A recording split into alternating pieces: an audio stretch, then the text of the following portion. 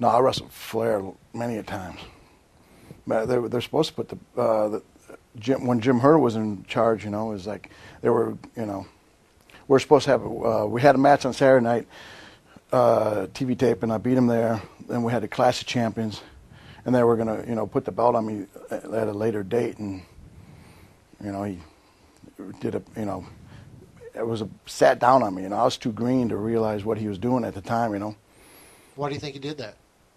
Oh, because he didn't want to give the belt up. You know, that's the way he was. You know, I mean, he believed. He never was an athlete. You know, it's like it's almost the biggest pussies want to have the belt. You know what I mean? It's like they want to be pushed the hardest. And trust me. Well, see, one of my first experiences was about Ric Flair's from Dick the Bruiser. He had heard I was going to go down to the NWA. You know. He said, as soon as you get there, drop your bags and tell Flair, I told you to carry your bags, you know. And I thought he was kidding me. And I thought he was telling the truth, you know. And later on that night, I'm riding back with Don Kent, and I had told him what he told me. He said, no, don't do that. You won't be staying long, you know. Because, you know, they all told me that's how Flair got into business, carrying the guy's bags, you know. So.